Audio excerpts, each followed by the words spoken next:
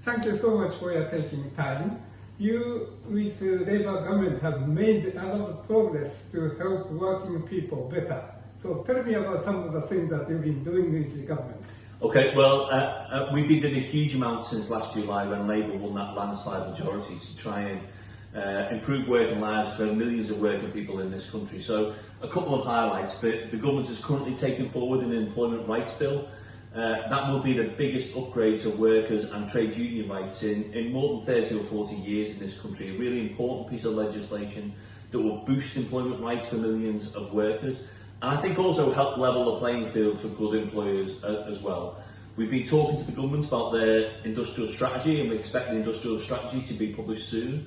But really thinking about how we can have a laser-like focus on creating and supporting good quality jobs right across the UK. We saw recently the Labour government intervene to save British Steel in Scunthorpe, to announce £15.6 billion worth of investment in local transport projects. Just today they've announced a huge multi-billion-pound package to support new nuclear projects. And we want to see the government really ambitious about Britain's industrial future, and that's a really important part of it.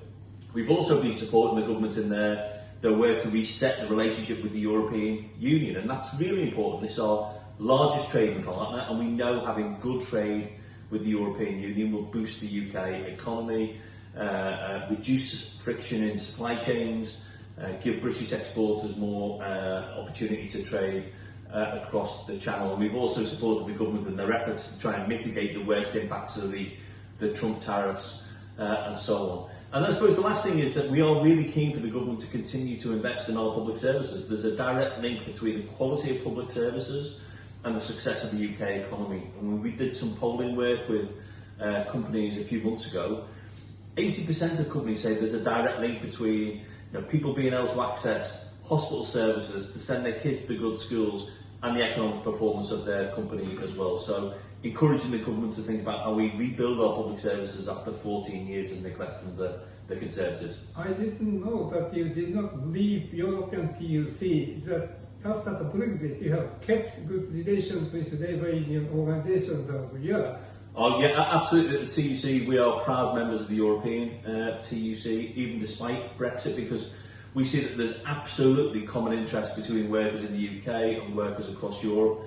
And so on that European Union UK reset, we've been working with the ETUC to develop joint statements, joint work, joint campaigning, joint lobbying of government ministers to make sure that what's good for workers in the UK is good for workers in the EU and vice versa. So recently, Esther Lynch, the General Secretary of the ETUC, my counterpart in Europe, me and her met with Nick Thomas-Symonds, the Labour Minister who's leading on the negotiations with Europe. But no, absolutely we're proud members of the European TUC, and in fact proud members as well of the international TUC, working closely with colleagues in the US, in Japan, in Germany, but also in Brazil, the Global South, in Africa. We're part of a global trade union movement family, and that's a really important part of the DNA of the TUC. The labour unions in Japan have been working hard, but I think you seem to have made a lot of contribution.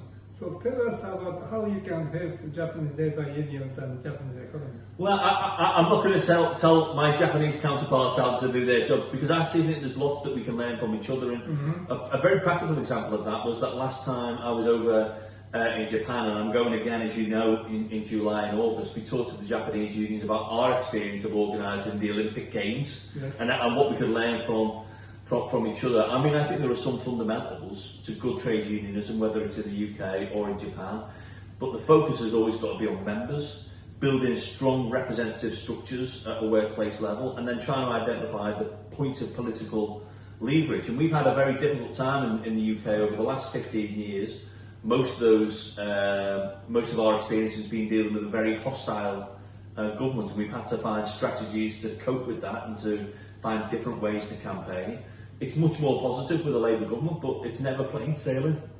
So I'm looking forward. I mean, I'll obviously be in Japan at the end of July and the beginning of August to remember those who lost their lives in Hiroshima and Nagasaki, alongside our Japanese trade union colleagues. But we also want to use it as an opportunity to learn from each other and to make sure we are taking the best of what's happening in Japan, the best of what's happening in the UK, and applying it across our respective different national I borders. think labor union cooperation in Asia is very important. I wish you a success and bon voyage. Well, thank you very much. Thank you, Yuki. Thank you. Cheers. Okay, great. Well, really.